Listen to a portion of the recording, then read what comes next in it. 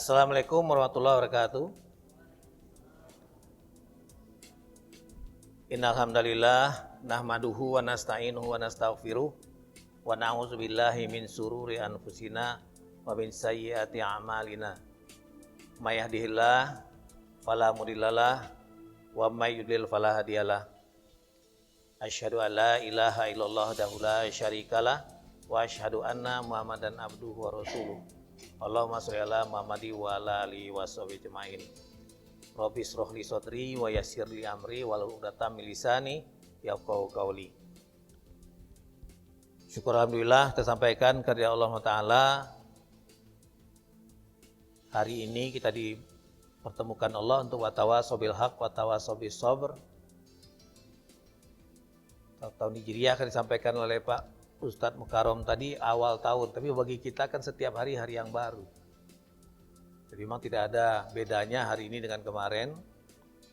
Tapi buat orang Islam memang setiap hari harusnya menjadi satu niatan lebih baik daripada kemarin dan besok lebih baik pada hari ini. Amin ya rabbal alamin. Kalau penanggalan Hijriah hari ini sudah 8 Jumadil Akhir. Apa maknanya buat kita? Ya 5 hari lagi kita punya kesempatan untuk Ayyamul Bid. Kalau yang Senin Kemis kan udah standar ya Pak Risa. Paling tidak Jumadil Akhir artinya sebentar lagi bulan Rajab. Setelah Rajab Sa'ban. Setelah Sa'ban Ramadan. Maju 11 hari dari tahun yang lalu. Jadi di bulan Maret besok kita insya Allah sudah mulai saum Ramadan insya Allah. Mudah-mudahan kita diberikan Allah kekuatan iman, Islam dan kesehatan sehingga kita bertemu dengan Ramadan dan nantinya memanfaatkan Ramadan untuk meningkatkan ketakwaan kepada Allah Taala. Amin ya rabbal alamin.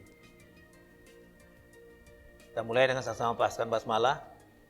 Bismillahirrahmanirrahim. Kemarin waktu Pak Mukarrom menghubungi, saya terpikir memang untuk mengajak kita bersama untuk Iqra, ayat-ayat Allah yang satu sisi mungkin bisa dikatakan muhkamat, tapi di sisi lain mungkin bisa disebut juga dengan mutasyabihat karena multitafsir. Sebelumnya mari kita lihat beberapa ayat Al-Quran yang memang menyuruh kita untuk pandai-pandai Iqra. Dalam ayat ini Allah mengatakan, A'udzubillahi minasyaitonirrajim. Inna fi khalqis samawati wal ardi wa ikhtilafil laili wan nahar la ayatil liulil albab. Sesungguhnya dalam penciptaan langit dan bumi dan silih bergantinya malam dan siang itu terdapat tanda-tanda ayat-ayat Allah bagi kaum yang disebut dengan ulul albab. Siapa mereka? Allah sendiri yang jelaskan di ayat itu, ulul albab itu adalah orang-orang yang sentiasa berzikir. Senantiasa ingat Allah ketika berdiri, duduk, dan dalam keadaan berbaring. Tidak hanya berzikir, tapi dikatakan juga sekaligus mereka juga berfikir. Seperti kredonya Al-Furqan itu luar biasa itu. Ahli zikir, ahli fikir, dan ahli ikhtiar. Karena zikir dan fikir itu baru menjadi potensi. Ikhtiar itu kalau bahasanya surah Al-Asr itu sudah amal soleh. Nah, seorang ahli fikir ini dia berzikir dan berfikir, dia sampai pada satu kesimpulan. Rabbana ma khalaqta hadza batila. Ya Tuhan kami, tidaklah Kau sia-sia menciptakan ini semua. Maha suci Engkau, subhanaka faqina azabannar. Hindarkan kami dari siksa api neraka. Banyak ayat Allah yang sejenis dengan itu. Antara lain juga di surah Az-Zariyat ayat 51, ayat 20-21. Kalau ini surah Fussilat ayat 53, Allah mengatakan sanurihim ayatina fil afaq. Kami akan perlihatkan kepada mereka tanda-tanda ayat-ayat kami di segenap ufuk. Wa fi anfusihim, dan juga pada diri mereka sendiri. hatta yatabayyana lahum annahul haq, supaya mereka jelas bahwa Al-Qur'an itu benar. Di ayat lain Allah juga mengisyaratkan wa fil ardi ayatil lil muqinin wa fi anfusikum afala tubsirun. Di bumi itu terdapat tanda-tanda ayat-ayat kami bagi kaum yang yakin, dan juga pada diri mereka sendiri. Maka apakah kamu tidak memperhatikan? Nah, dalam kesempatan ini saya ngajak diri saya dan kita semua untuk memperhatikan tanda-tanda kekuasaan Allah itu yang ada pada diri kita.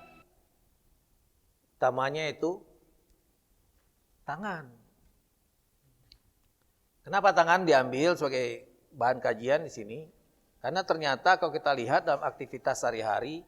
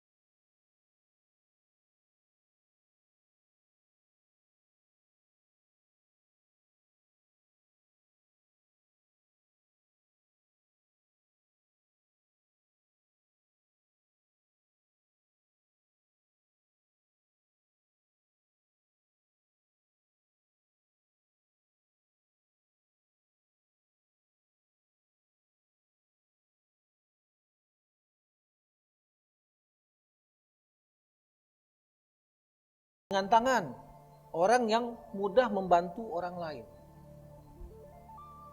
Ada lagi pangku tangan. Nggak galak, bantu, diam-diam baik. Berikutnya lagi, nah ini tangan besi ini tadi ya sama kayak main tangan tadi. Ditangani, nah kalau bahasa Palembang ditangani ini dipukuli. Tapi kalau bahasa Indonesia ditangani itu artinya sudah diurus, dikelola. Nah kalau kena tangan memang di Palembang nih Kak Aga ya. Enak kena tanganian kawan ini. Ini pejabat pemerintah banyak benar ini. Kita tangkap tangan, OTT, kepergok, ketangkap, turun tangan. Ini urusan ini memang berat nian ya, terpaksa Pak Haji turun tangan. Karena nggak mampu yang lain-lain, harus Pak Haji yang turun tangan. Nah tepuk tangan untuk menyampaikan penghargaan. Bapak Ibu sekalian, maaf ngomong ya, kadang-kadang perhatikan seperti pertandingan bola, gitu, pertandingan tenis. Orang-orang Barat itu ternyata memberikan apresiasi sangat luar biasa. Kalau Pak Bangun sebagai pemain itu pukulannya bagus, mereka tinggi, berdiri, tepuk tangan. Dan tepuk tangan itu juga bukan sekedar tepuk tangan, sebetulnya mendoakan supaya jagoannya menang. Ada lagi yang lain, garis tangan. Ya kalau bahasa ininya garis tangan itu seolah nasib nyunian. Walaupun sebetulnya kita nggak boleh pasrah. Bola garis tangan nian, saro, nggak ada itu. Karena di satu sisi Allah mengatakan Allah tidak akan ngubah keadaan satu kaum kecuali dia berusaha untuk ngubah sendiri. Jadi nggak ada garis tangan sebagai pencuri, garis tangan sebagai presiden itu nggak ada. Harus ada partisipasi dari yang bersangkutan. Jadi takdir itu keputusan Allah di atas usaha. Seperti contohnya ketika Siti Hajar berlari-lari antara Safa dan Marwah, sa'i ketika kita umroh atau haji, itu ternyata air Zam-Zam bukan di Safa, bukan di Marwah. Air Zam-Zam ada di tempat Nabi Ismail dibaringkan, yaitu dekat Ka'bah. Makanya Bapak Ibu sekalian, kalau kita ke tanah suci, ya Pak Bangun ya, di Safa dan Marwah itu kan kita disunahkan berdoa menghadap ke Ka'bah. Kalau saya baca referensinya, ternyata itu mengulangi, meniru apa yang dilakukan Siti Hajar ketika beliau berusaha mencari air, ketika air susu habis, Nabi Ismail menangis, air tidak ada. Dia ke Safa, berlari ke Marwah, doa situ ngadap ke Ka'bah. Kenapa? Sambil jingok sebetulnya waktu itu masih tidak Ismail situ. Karena zaman itu tuh belum ada apa-apanya, binatang buas banyak. Tapi kita napak tilasi dengan berdoa di situ. Nah, garis tangan. Ini sejak dulu sebetulnya kita mencoba mengikro ya. Ternyata memang di telapak tangan kita tuh ada garisnya. Di tangan kiri itu ada angka 8 dan 1, di tangan kanan itu ada angka 1 dan 8. Yang kalau dijumlahkan itu berjumlah 99. Dan 99 itu adalah asma Allah yang dituliskan dalam Al-Quran. Bukan 99 asma Allah itu jauh lebih banyak sebetulnya. Tapi yang disinggung di dalam Al-Quran 99. Apa kebetulan ini? Allah mengatakan tidak ada satupun yang kebetulan. Nah kalau kita gali lagi Bapak Ibu sekalian, banyak sekali kata-kata yang masih terkait dengan tangan yang perlu kita maknai. Masuk gigit jari tangan gitu ya. Itu orang yang seolah kecewa gitu. Gigit jari itu ya nggak dapat perolehan apa-apa. Menggenggamkan tangan. Dan lain-lainnya. Nah ini satu lagi orang mencoba untuk ikro, ternyata di tangan kanan kita tuh kalau dipejamkan mata sebelah kita dilihat, itu ternyata kata-kata Allah ada di situ. Kelingking ini alifnya, jari manis, jari tengah dan jari telunjuk ini membentuk 2 lam, ditutup dengan H-nya di jempol. Itu usaha untuk ikro. Daripada kemana-mana, mungkin kita coba untuk mengacukan kepada Al-Quran. Karena jari tangan kanan ini 5, jari tangan kiri 5. 5 itu kalau disenderkan angkanya, kita lihat dalam Al-Quran, itu surat ke-55, itu surat apa Bu? 31 kali Allah mengatakan di situ, Fabi ayyi ala'i rabbikuma tukadziban. Surat Ar-Rahman. 55 5 di kanan, 5 di kiri, kalau dijumlahkan itu jadi 10. 10 itu ternyata kalimat thayyibah. La ilaha illallah. Karena ketika Pak Mukarram kemarin sedang tawaf gitu, itu kan membentuk angka 0 ya Kak Aga. Tawaf itu kan seperti angka 0, bukan seperti putaran jarum jam. Kata orang-orang mencoba Iqra, kalau satu logam dialiri dengan arus magnet atau listrik yang seperti angka 0, itu garis gayanya akan menuju ke atas. Itu disebut dengan kaidah tangan kanan. Nah itu kalimat thayyibah, la ilaha illallah. Dan banyak lagi Bapak sekalian kalau kita coba kaji, mudah-mudahan Allah membukakan kita. Karena Allah katakan dalam surah Al-Baqarah ayat 269, yu'til hikmatah mayyasha. Allah akan menuntun kepahaman itu pada orang yang dikehendaki. Wa may yu'tal hikmah faqad utiya khairan katsira. Barang siapa yang dikarunia Allah hikmah, pemahaman terhadap Al-Qur'an, maka dia mendapatkan karunia Allah yang maha besar. Wa may yazakkaru ila ulul albab, dan tidak akan dapat mengambil pelajaran kecuali orang-orang yang disebut dengan ulul albab. Ketemu lagi ayat yang tadi. Nah, banyak sekali ayat tentang Al-Qur'an, tentang tangan dalam Al-Qur'an. Saya kutip beberapa ini untuk memperlihatkan saja bahwa bukan sekedar omongan, memang ada.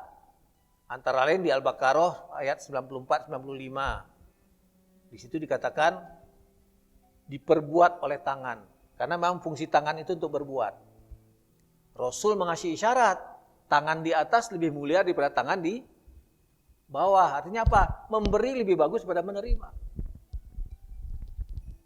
Nanti kita lihat potongan video klip ketika kita memberi dalam Al-Quran surat 261 ya Pak Bangun ya, Allah mengisyaratkan satu motivasi sebetulnya bahwa ketika kita membelanjakan harta di jalan Allah itu seperti satu tangkai berbuah 7 dan masing-masing akan berbuah 100, jadi 700. Walaupun maaf ngomong rewardnya, balasan Allah tuh bisa segera bisa nanti. Saya sering cerita Pak Mukarram kepada jemaah-jemaah umroh atau haji di Pusri dulu. Jemaah haji atau umroh yang mau berangkat itu, saya ingatkan pada diri saya sendiri dan kita semua, jangan merasa itu gara-gara kita banyak beramal. Bisa jadi kita berangkat itu karena doa ibu kita puluhan tahun yang lalu. Seperti halnya Nabi Ibrahim kan berdoa ketika dia disuruh Allah meninggalkan istri dan anaknya di lembah Bakah itu. Ketika mau keluar kan dia berdoa agar menjadikan negeri itu negeri yang aman, negeri yang penuh dengan buah-buahan. Dampaknya kapan? Belakangan kita. Kalau kita datang ke Mekah sekarang terkejut kita agak apa bayar di situ? Apa yang tak kata di Mekah itu? Padahal tempatnya gersang. Buah-buahan yang tak kata di situ ada di situ. Karena apa? Datang dari luar negeri dibawa ke sana. Doa dari Nabi Ibrahim sekian tahun yang lalu. Nah, jadi fungsi tangan itu untuk berbuat. Makanya mau ngomong ketika kita berwudu itu ya, tangan cuci tangan, basmalah cuci tangan, kemudian kita kumur-kumur istinsya, cuci muka, tangan itu juga dicuci. Kalau bahasa di surat Al-Maidah ayat 6 itu kan sampai mencuci itu sampai ke basuhlah sampai ke siku. Kalau Pak Adi Hidayat menyarankan memang kalau kita berwudu itu memang harusnya air tuh ngalir dari sini ke sini. Jadi jangan dari sini benar sampai ke siku. Dan kalau kita setelah berwudu itu sangat disarankan untuk tidak dilap ya Pak Aga ya. Sebagian ahli tafsir mengatakan sambil berdoa sebetulnya berwudu itu. Ya Allah, sucikan tangan ini ya Allah. Tuntun tangan ini selalu berbuat baik ya Allah. Tuntun tangan ini untuk nanti dari kemudian menerima buku hisab dengan tangan kanan dari depan. Sehingga mau ngomong kalau orang seperti itu berwudunya kadang-kadang tidak sempat lagi nak ngomong-ngomong. Nah kemana kita habis ini? Nah ada. Karena kita berwudu itu sudah proses pendekatan diri kepada Allah. Jangan lagi kita mau berwudu ngomong-ngomong sama orang lain. Termasuk masuk masjid ngomong-ngomong, keliru itu. Kapan hubungan dengan orang lain? Nanti setelah salam pertama. Nah kita dalam hari-hari kadang-kadang sering mengganggu orang yang lagi sholat, kita ngobrol-ngobrol. Di masjid tidak ada lagi ngobrol-ngobrol. Nanti ngobrolnya setelah salam kedua. Nah, jadi ini tangan untuk berbuat. Nah, ini yang campur tangan tadi.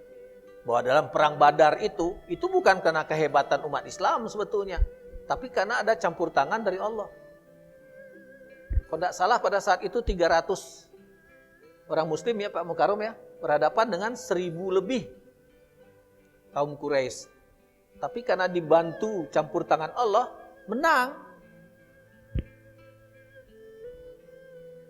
Itu kalau tidak salah ada di surat 8 ayat 41. Surat Al-Anfal ayat 41. Itu yang menjadi dasar juga sebagian ulama mengeningkan kenapa peringatan nuzul Quran itu tanggal 17 Ramadan. Karena perang Badar ini terjadinya pada saat 17 Ramadan. Berikutnya lagi ada di surat Ali Imran 181-82. Ini tegas sekali disebut-sebut dengan memang perbuatan tangan. Berikutnya lagi di surat Al-Maidah ayat 11. Menggerakkan tangan dan menahan tangan. Rasanya jelas itu ya. Karena menggerakkan tangan itu artinya memang bermaksud untuk melakukan sesuatu kepada orang lain. Kemudian di surat yang sama ayat 27-28 cerita tentang Qabil dan Habil. Menggerakkan tangan di situ ternyata maunya si Qabil mau membunuh Habil. Kenapa? Karena korbannya Habil diterima Allah. Ini Pak Ustadz ya. Korbannya si Qabil ditolak. Karena korbannya Qabil ini tumbuh-tumbuhan. Sementara korbannya dari Habil itu berbentuk binatang, hewan. Nah, cerita tentang Qabil dan Habil pun Bapak dan Ibu sekalian itu ternyata menginspirasi ketika meninggal dikuburkan itu ke Aga. Karena ketika Habil sudah dibunuh oleh Qabil, Qabil kan bingung. Nak diapakan adik ini? Dibawa ke mana-mana kan? Jangankan berhari-hari, sehari baik dengan izin Allah badan kita tuh mulai mengeluarkan bau yang enggak sedap. Nah, dia lagi duduk-duduk di bawah batang kayu. 2 ekor burung gagak berantem. Satunya meninggal, ternyata gagak yang masih hidup menggali tanah dan menguburkan, ngajarkan kepada si Qabil supaya adiknya dikuburkan. Nah, berikutnya ini yang jadi perhatian kita bersama-sama, jangan sampai terjadi wa makana salatuhum indal baiti illa muka aw tasdiyah fazakul azaba bima kuntum takfurun. Salat mereka di sekitar Ka'bah itu tidak lain hanya siulan dan tepukan tangan. Ini juga mungkin peringatan buat kita, jangan salat itu seperti istilah Rasulullah seperti ayam makan aja cepat sekali. Karena sholat sebetulnya aktivitas ibadah untuk menyatakan kehambaan kepada Allah. Harusnya itu dilakukan dengan sangat hikmat. Pesan Al-Quran memang kalau bisa khusyuk. Walaupun makna khusyuk itu tidak hanya di dalam sholat sebetulnya, tapi juga harusnya di luar sholat. Tawanan yang ada di tangan, artinya dalam kekuasaan. Bapak Ibu sekalian, kalau cerita tentang tahanan ini beberapa wartawati Reuters, Pak Bangun ya, itu ketika ditahan di Taliban dulu, itu beberapa itu ternyata bersyahadat. Kenapa? Karena pemerintah Taliban Afghanistan itu memperlakukan tahanan itu dengan sangat baik. Kayak sepak bola di Qatar kemarin, itu ternyata dengan izin Allah itu menjadi sarana untuk memberikan hidayah kepada beberapa orang. Kalau Bapak dan Ibu lihat di berita-berita sebelumnya, itu pemilihan Qatar sebagai tuan rumah Piala Dunia itu kan diprotes itu oleh banyak negara-negara barat itu. Tapi ternyata itu caranya Allah memberikan hidayah kepada orang-orang non-muslim yang datang ke sana. Kalau ke Qatar kan boleh orang datang, Bu ya. Kalau ke Mekah Madinah biasanya nggak boleh. Itu disebut dengan tanah haram. Nah, di sana ternyata seperti di Mekah juga banyak sekali orang yang bersedekah, menyediakan makanan. Zaman aku pergi tahun 2000 dulu ke Aga lagi buntu-buntu, waktu itu senangnya itu ketika orang-orang kaya di Mekah itu berbagi nasi kan.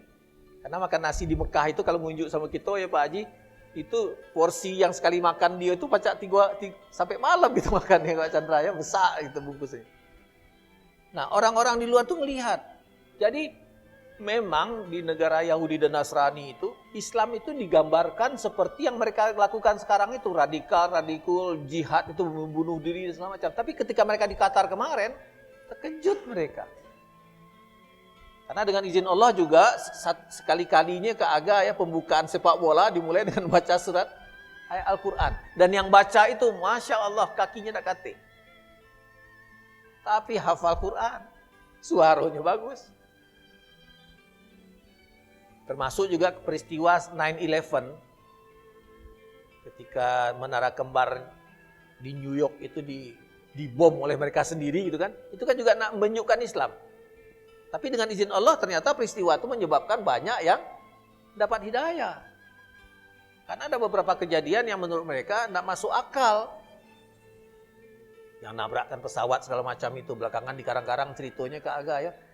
Bahwa ini orang yang frustrasi dari Mesir menabrakkan. Ternyata waktu diumumkan meninggal, yang budaknya ada di sana.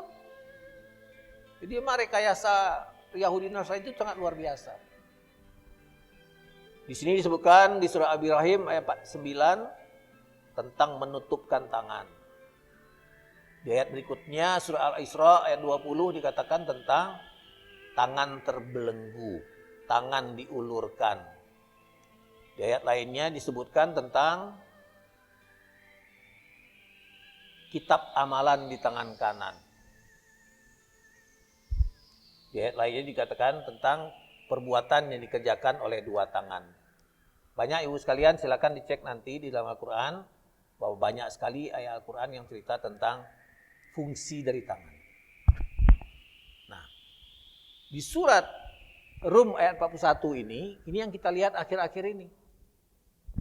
Allah berpesan di sana, Zaharal fasada fil arbil walbar bima kasabat aidin nas. Telah nampak kerusakan di darat dan di laut disebabkan karena perbuatan tangan manusia.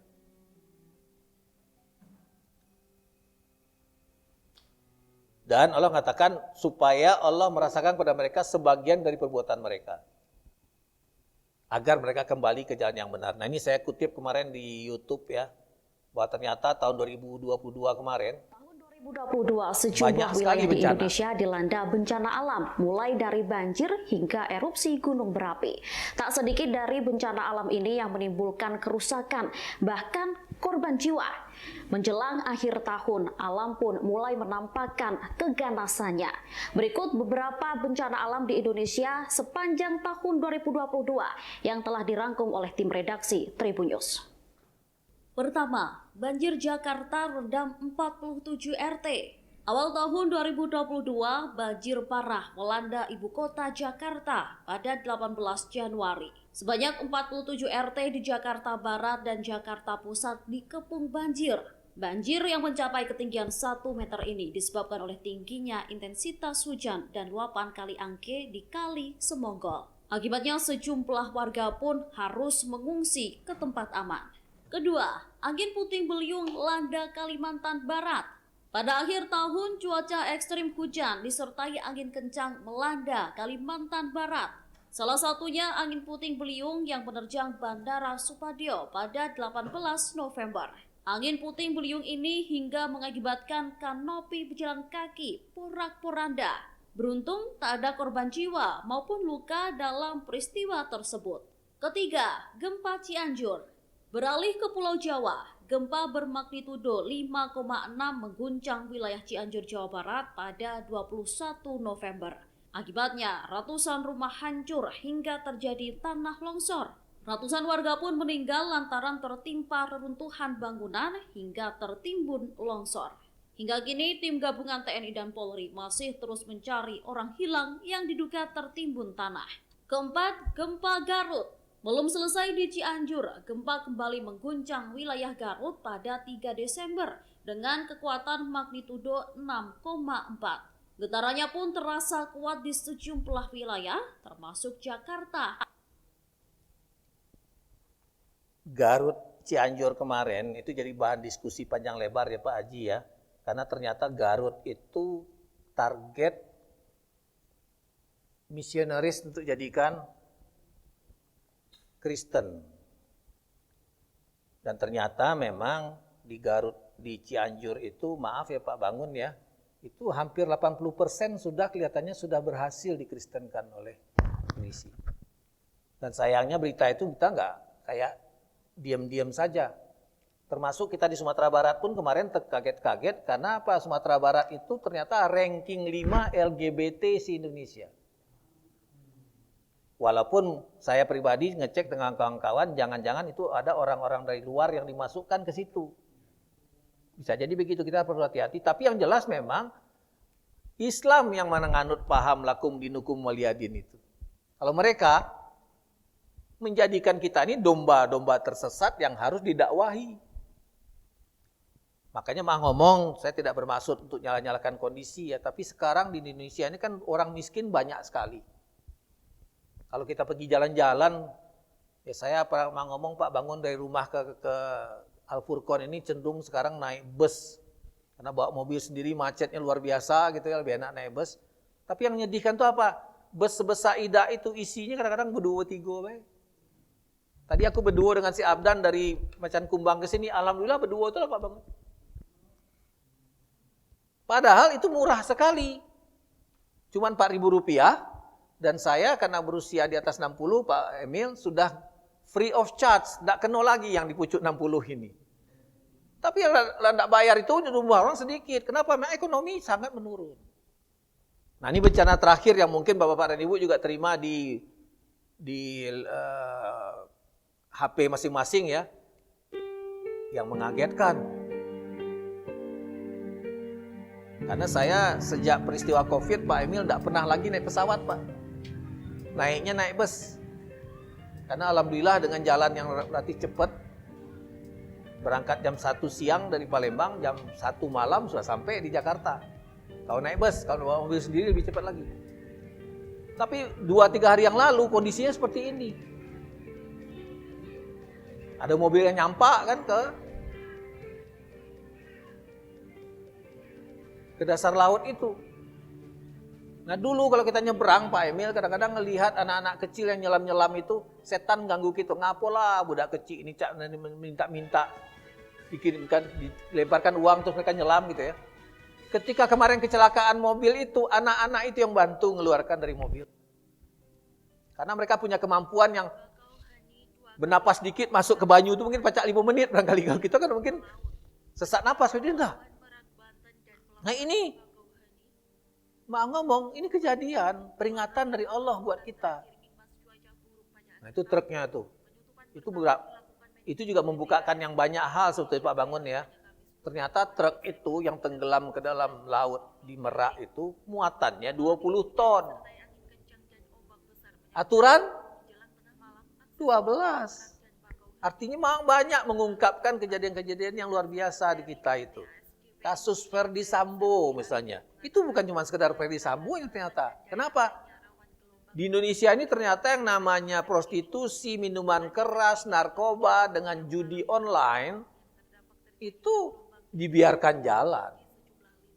Dan duitnya maaf ngomong, na'udzubillah mengalir kepada, maaf tidak bermaksud menjelekkan ya, termasuk Kapolda Sumatera Barat yang tadinya mau dipromosikan ke Jawa Timur, tidak jadi. Kenapa? Beliau itu ternyata membuat satu kebijakan, kalau ketangkap 5 kg narkoba, 1 kilo unjuk ke dia.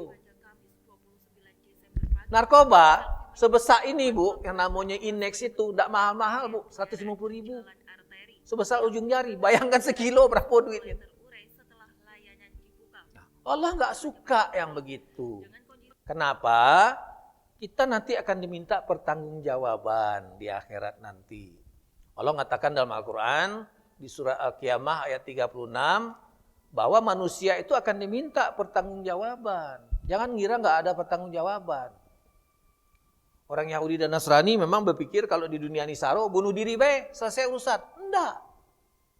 Justru kalau kita bunuh diri, itu termasuk dosa besar, kita justru menuang persoalan. Kita banyak lihat sebetulnya orang yang bunuh diri ya.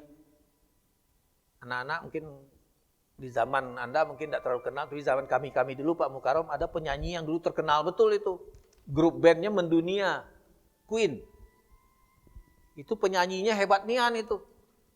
Sampai lagunya sampai hari ini masih dinyanyikan oleh supporternya Liverpool. We are the champion. Freddie Mercury. Tapi karena pola hidup seperti LGBT itu kan Freddie Mercury mati karena virus HIV. Nah sekarang mah ngomong, itu sangat luar biasa. Dan kita diingatkan dengan kasus di Qatar kemarin. Pemerintah Qatar tuh menolak satu pesawat datang dari Jerman, gara-gara pesawatnya itu diberi gambar seperti LGBT. Jangan main-main memang Pak Ibu sekalian, itu sudah banyak sekali, termasuk di Palembang mungkin banyak. Dan mereka punya komunitas. Ada tempat ketemunya. Saya beberapa kali masuk ke LP di Bandung itu, mereka cerita. Ada yang gay di situ. Mereka tuh punya kode etik. Gay dengan gay, itu tidak sama. Kalau yang cincinnya di kiri, kelingking kiri, itu gay betino. Kalau cincinnya di kanan, itu gay jantan. Lanang. Kenapa? Walaupun mereka melanggar fitrah dari Allah, lanang dengan lanang, betino dengan betino. Tapi dalam prakteknya tetap ada yang jadi betino, tetap ada yang jadi lanang. Makanya istilah sodomi itu kan di zaman Nabi Lut itu. Negerinya Sodom dan Gomora. Yang Al-Quran melarang sekali. Kepada pasangan yang sah saja nggak boleh dilakukan itu. Ini sesama lanang. Makanya penyakit itu berkembang seperti itu. Nah, perbuatan tangan dikatakan harus ada pertanggungjawaban. Kamu akan diminta pertanggungjawaban apa yang dahulu kamu lakukan. Dan yang menarik memang dalam Al-Quran dikatakan yang menjadi saksi itu bukan pihak luar lagi. Tadi surat Yasin ayat 65 Allah mengatakan yang menjadi saksi itu siapa, Bu? Al-yauma nakhtimu ala afwahihim wa tukallimuna aydihim wa tashhadu arjuluhum bima kanu yaksibun. Tangan mereka, kaki mereka bersaksi. Nah, keluar lagi ayat tentang tangan. Wah, ternyata memang semua yang kita perbuat di muka bumi itu akan terekam di dalam diri kita sendiri. Dan yang menjadi saksi itu justru tangan dan kaki kita. Nah, di hari kiamat nanti tiap-tiap diri akan mendapat balasan dari apa yang dikerjakan.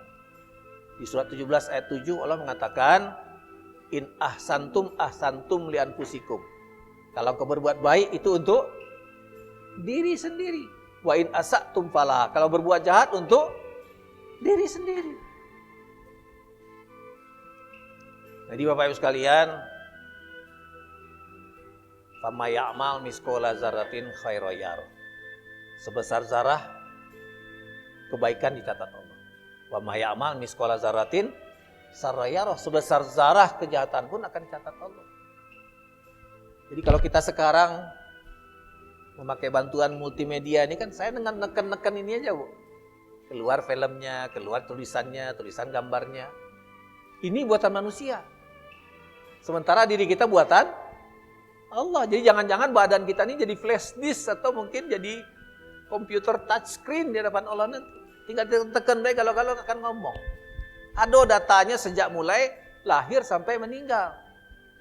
Makanya hadis tentang utlubul ilma walau sin itu Pak Bangun, kalau saya lihat referensinya nggak kuat kagak. Tuntutlah ilmu sampai ke negeri Cina itu nggak kuat. Yang kuat itu apa? Utlubul ilma minallahdi ilallahdi. Dari buayan sampai liang lahat. Jadi dari mulai kita lahir sampai meninggal nanti semua data itu ada di kita dan kita dituntut untuk mencari ilmu. Ini yang tadi, jadi tangan dan kaki akan bicara. Dan beberapa ayat Al-Quran yang cerita juga tentang itu. Ini surat Yasin ayat 65 ini terkenal karena menjadi inspirasi buat Pak Taufik Ismail menjadi lagu terakhirnya Chrisye yang dikasih judul Ketika Tangan dan Kaki Bicara.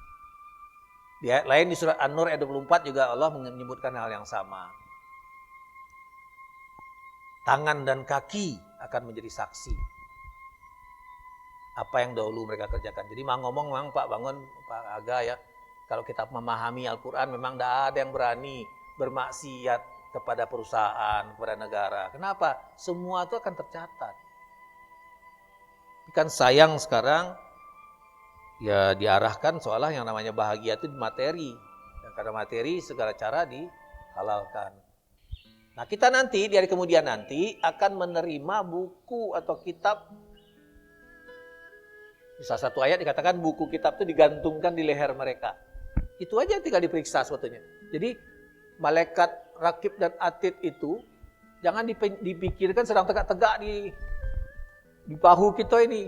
Ini nyatat pakai pena. Itu nganggap enteng nian itu. Padahal yang nyatat itu ya diri sendiri.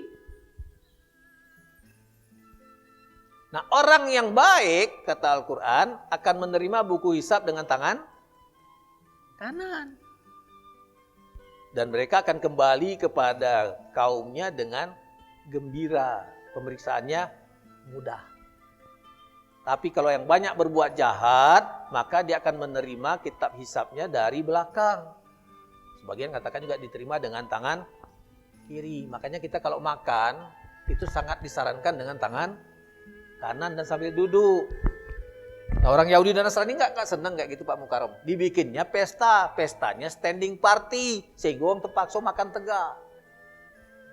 Padahal sebetulnya Islam mengajarkan makan itu sambil duduk dan dengan tangan kanan makan minum itu. Bukan dengan tangan kiri. Kenapa? Tangan kiri ini cleaning service. Jangan dipakai untuk makan. Nah, Bapak Ibu sekalian, jadi memang luar biasa kalau kita mencoba untuk tadabbur, khususnya tentang tangan ini banyak sekali ternyata pelajaran yang bisa kita peroleh. Tangan gunanya untuk berbuat. Tangan gunanya untuk beramal. Makanya Rasul mengisyaratkan memang tangan di atas lebih utama daripada tangan di bawah. Lebih bagus kita memberi daripada menerima. Karena ketika memberi tadi dimotivasi Allah di surah Al-Baqarah 261 tadi berlipat ganda. Walaupun memang ada juga diisyaratkan kalau tangan kanan memberi, tangan kiri nggak perlu tahu. Tapi Al-Quran juga membuka peluang kalau kita bersedekah itu untuk syiar boleh diumumkan. Tapi lebih utama lagi nggak usah diumumkan. Kenapa? Kalau diumumkan tuh kadang-kadang kita otak setan tuh luar biasa nih. Kalau nyumbang itu nak masuk TV nian. Itu kelakuan setan itu. Padahal sebetulnya sebaiknya nggak tahu.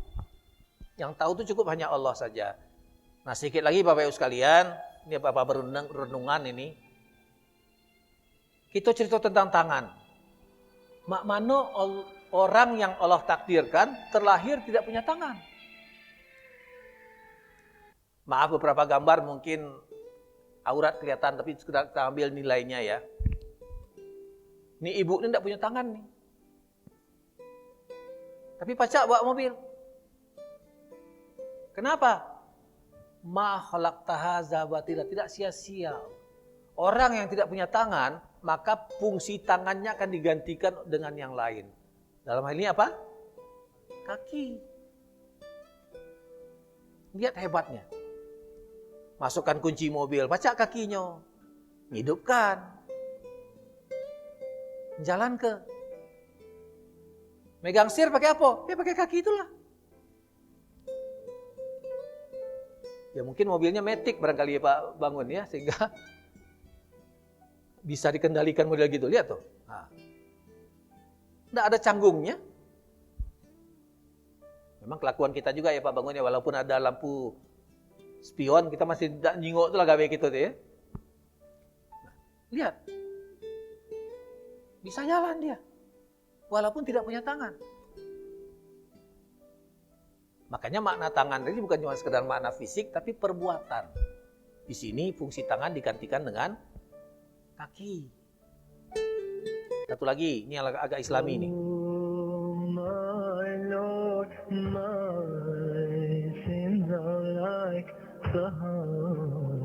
Saya sering nangis nonton ini.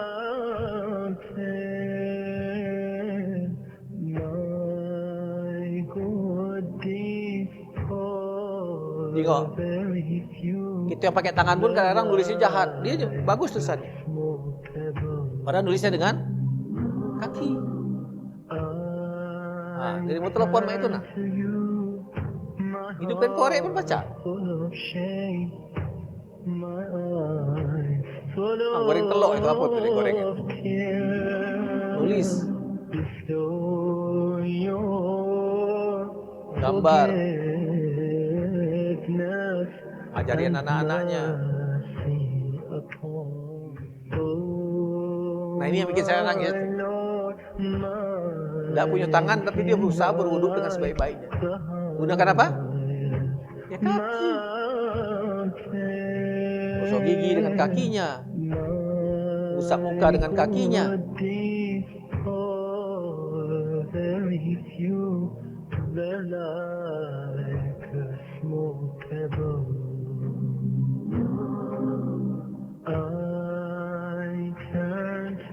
Betul-betul kayak tangan kakinya Pak bangunnya. Masya Allah. Tuh lihat dia masang topi pun kayak gitu.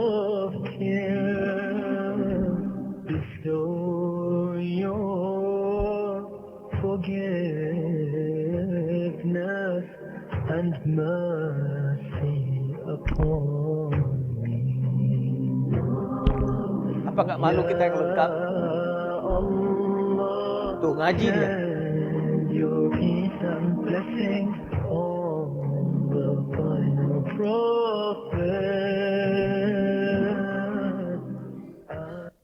Hebatnya apa saya menangis itu? Ketika membalik Al-Quran, dia nggak gunakan kakinya. Dia gunakan apa? Mulutnya, pipinya. Itu nggak punya tangan. Tapi fungsinya masih diberikan Allah luar biasa. Ini lebih hebat lagi.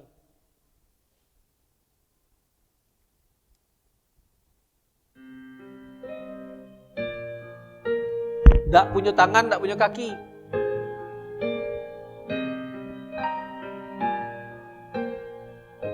Ini di Serbia, Pak Haji. Orang Serbia. Nggak punya tangan, nggak punya kaki, pacak terjun.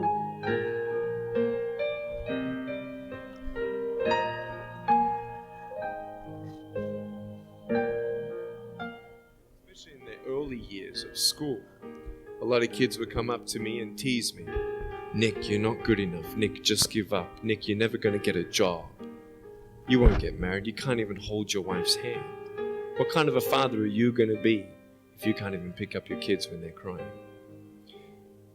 You're alone. Sure, your parents hug you, but their hugs can't heal you. Just give up. Just give up. Just give up. Just give up. Just give up.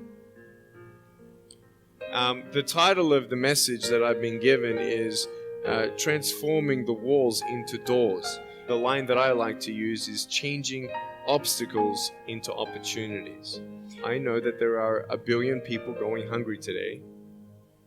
I know that this year 1 million people will commit suicide. I know today there are 120 million slaves, and I've met sex slaves, and I've seen the top of the pyramid as far as business and met the billionaires. I've met bankers, and I've also met orphans. We're all looking for something. We're all looking for hope. Just because you were born with hope. No, we're born with pain. We're born and live through difficulties. And in our life, my parents always taught me that even though we don't know why I was born this way, that we have a choice. Either to be angry for what we don't have, or be thankful for what we do have. And the world is a hurting place, and the world needs hope, and the world needs love. Without hope, we feel like, why are we here? At age 8, I thought that I should commit suicide. At age 10, I tried to drown myself in 6 inches or 15 centimeters of water. In my home, I told my dad I just wanted to relax. But really, I wanted to end my life. I had enough. Why? Because I didn't have hope. I thought I didn't have hope. Today you can see that I had hope. I have been speaking at 5 congresses. I've met 7 presidents all around the world. My largest crowd was 110,000. I have 30,000 invitations for me to speak. And I've spoken to 4.5 million people face to face. In the last 48 hours here in Serbia, we've reached 5 million through media. I have 2 organizations. 10, 9, 8, 7, 6, 5, 4, 3. Ini dia dengan anaknya.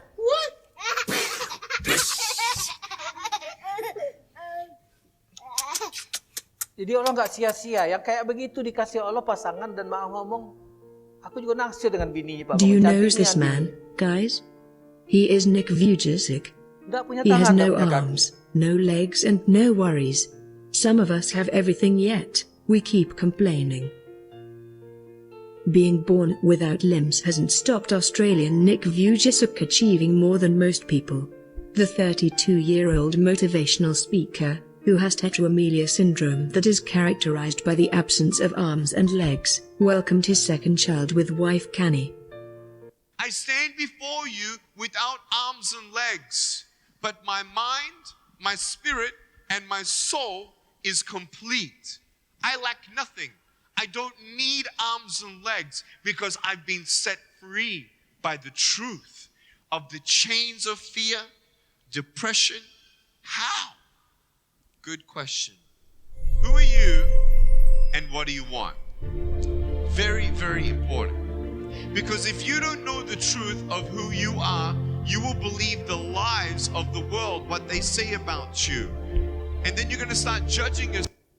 Cantik bininya kan? Dan dikarunia Allah anak. Memang tangan kaki tak kate, tapi wajahnya gantengnya luar biasa. Punya 2 perusahaan. Pernah ketemu dengan 7 presiden dunia katanya.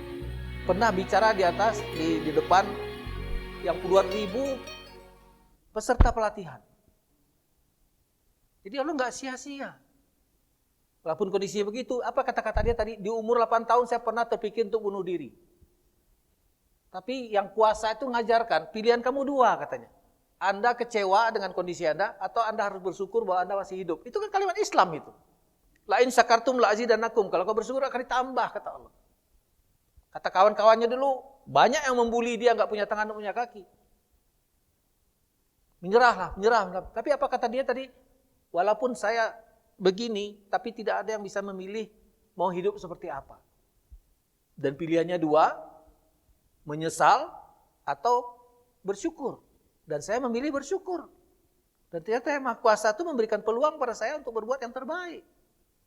Luar biasa dia. Tidak punya tangan, tidak punya kaki. Diunjuk Allah bini belagak model itu, diunjuk Allah anak. Dan kegiatan dia tadi, mungkin orang normal pun tidak berani melakukan terjun, bebas seperti itu.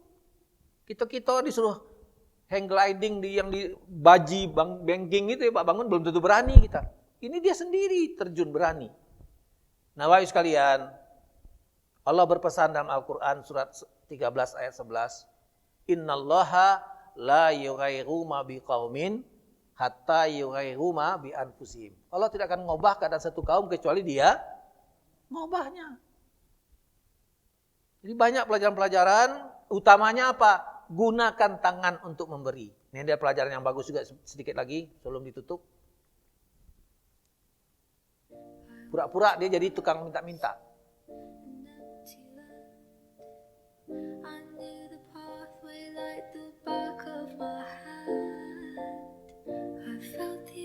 Habis junjuk, dia ngunjuk amplop. Ternyata isinya besar sekali.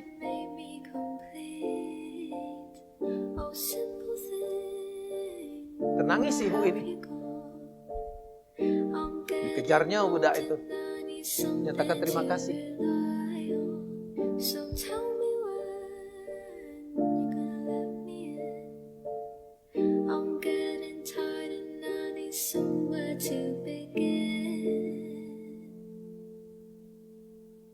Minta dia kepada kawan. Kapan diunjuk, balas dengan lebih besar.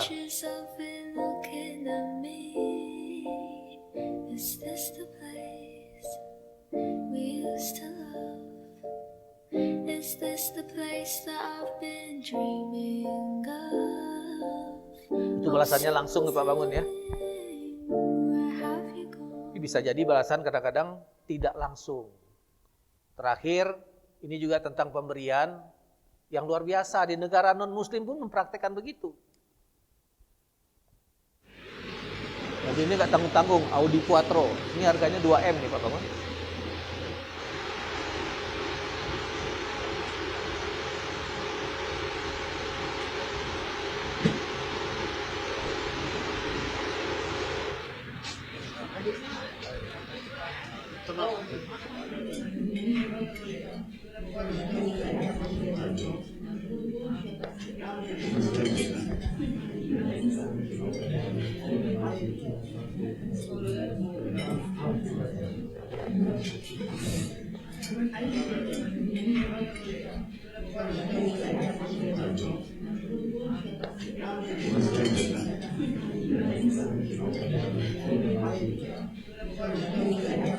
Kapan nak nyuap, jengok uang ya. Tak punya di luar toko itu.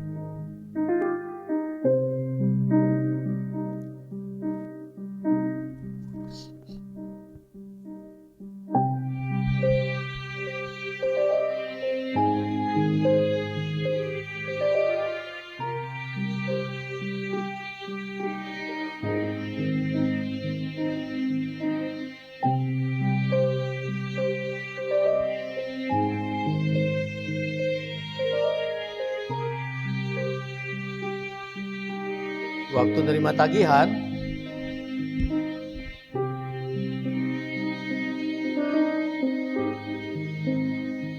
apa kata pemilik toko itu?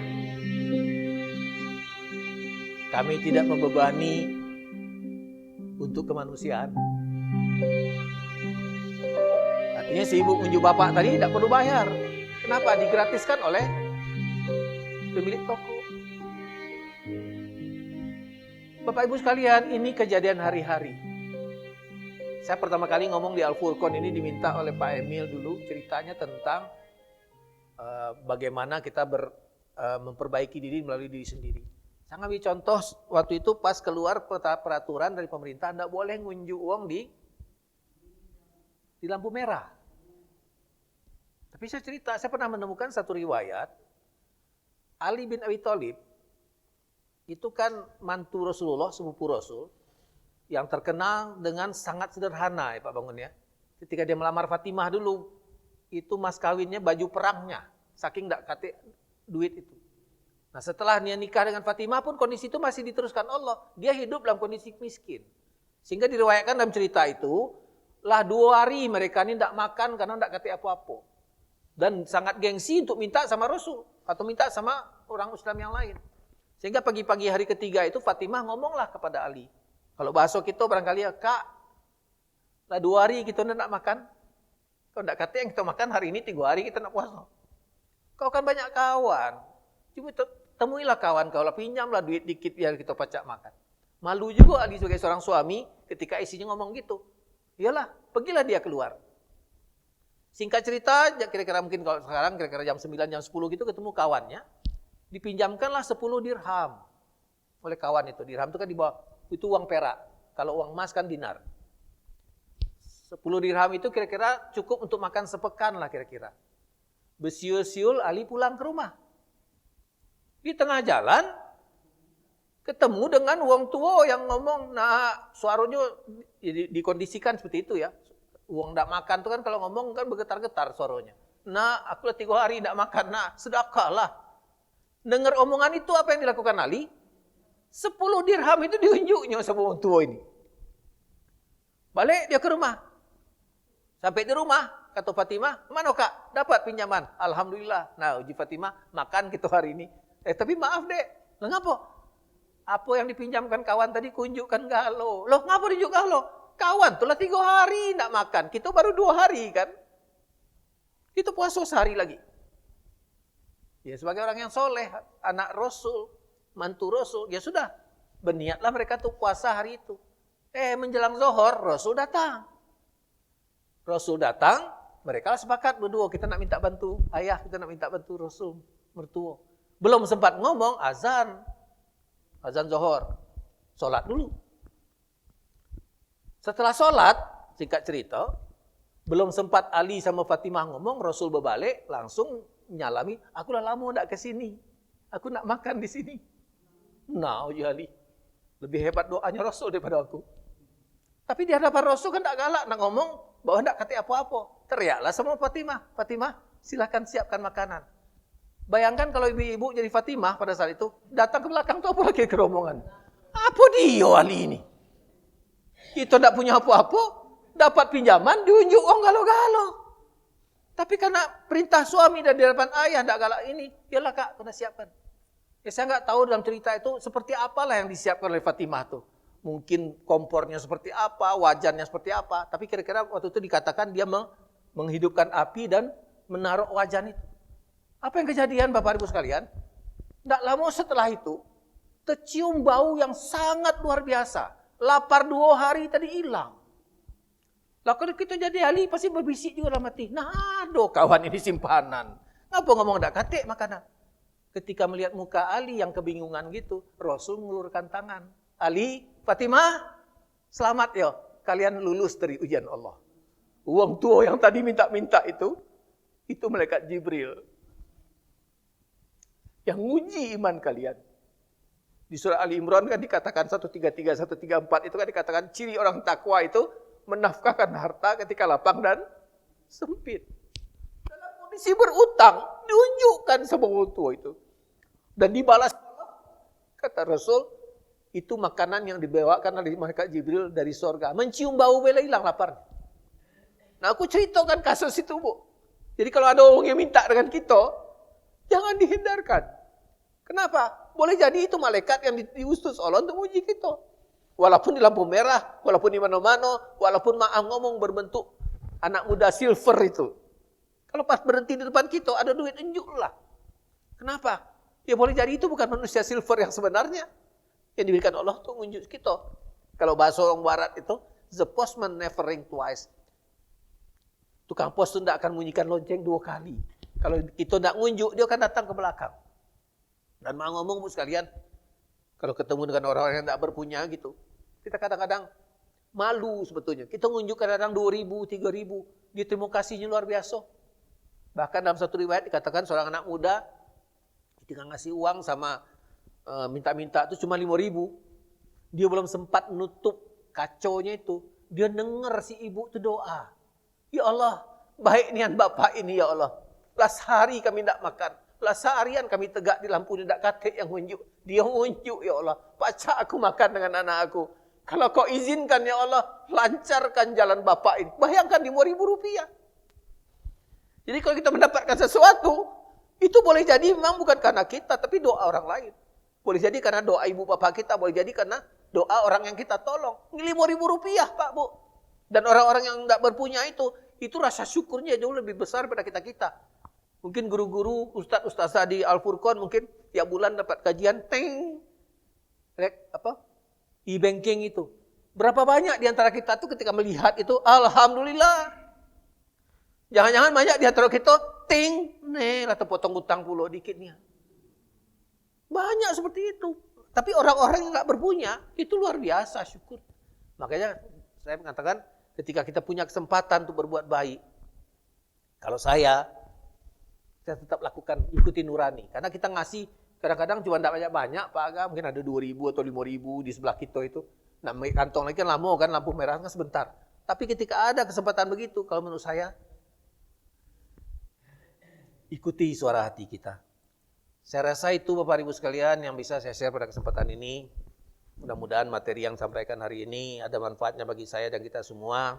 Mudah-mudahan kita dituntun Allah untuk menjadi hamba yang selalu berbuat yang sebaik-baiknya dan selalu berupaya untuk memberi manfaat kepada orang lain. Seperti Rasulullah kan khairun nas yanfa'uhum linas. Sebaik manusia adalah orang yang paling banyak manfaat untuk orang lain. Dan hadis yang relatif sama juga dikatakan khairukum man ta'allamal Qur'an wa 'allamahu. Sebaik kalian adalah yang belajar Al-Qur'an dan mengajarkannya. Mudah-mudahan di sisa usia kita ini ya Pak Sarmidinya kita lah tua ini. Ya tua ini kalau menghafal sulit ingat gampang lupa. Tapi kalau Allah ingatkan mudah saja. Surah Qamar ayat 17, 22, 32, 40 Allah mengatakan walaqad yasarnal Qur'ana lizikri fahal min mudzakir. Kalau kami mudahkan Al-Qur'an itu untuk di pelajaran, adakah orang yang mau ngambil pelajaran? Di sisa usia ini mari kita manfaatkan semaksimal mungkin, semampu kita, lakukan yang terbaik. Kemudian juga tadi Pak Bangun juga melemparkan di sini karena kadang-kadang kita berdakwah pun ada aja yang mengkoreksi. Kalau yang boleh dakwah tuh harusnya lah paham nian, Quran tuh bersanad sampai Rasulullah. Kalau melok main itu tak katik jatuh kita ni yang boleh berdakwah. Apalagi aku kecil-kecil dulu ngaji tuh terbatas nian Pak Sa. Tapi kita menginginkan mengimplementasikan apa yang Rasul katakan balighu anni walau ayat. Sampaikan walaupun hanya satu ayat. Semampu kita berdakwah lah. Tapi referensi kita harusnya sama Al-Quran dan Sunnah Rasulullah. Jangan ngado-ngado, jangan macam-macam. Kalau kita macam-macam, Rasul tidak akan mengakui kita sebagai umatnya nanti. Kalau kita membuat sesuatu yang kita katakan ini dari Rasulullah, jangan. Tapi setiap kali menyampaikan sesuatu, referensinya Al-Quran dan Sunnah Rasulullah SAW. Mudah-mudahan ketika kita bicara, seperti doanya Nabi Musa itu, Rabbis rohli sodri, wa yassirli amri, wahlul 'uqdatam min lisani. Kenapa Nabi Musa begitu? Karena Nabi Musa itu dari kecil lidahnya itulah celo. Kenapa celo? Karena terminum timah panas yang disuruh oleh Fir'aun untuk diminum antara timah panas dengan susu. Budak kecil yang dijingoknya yang berasap kan, dipilihnya timah. Ketika diminum, lidahnya rusak. Makanya Nabi Musa itu cadel dan ketika berdakwah dia ditemani dengan Nabi Harun. Saya rasa itu Bapak Ibu sekalian, topik kita hari ini. Mohon maaf agak terlalu lama, tapi mudah-mudahan ada manfaatnya bagi saya dan kita semua. Semoga Allah SWT menuntun kita menjadi hamba yang hari ini lebih baik pada kemarin dan hari esok lebih baik pada hari ini. Dan mudah-mudahan kita dituntun Allah untuk nanti diwafatkan dalam husnul khotimah. Amin ya rabbal alamin. Wabillahi taufiq wa hidayah. Assalamualaikum warahmatullahi wabarakatuh.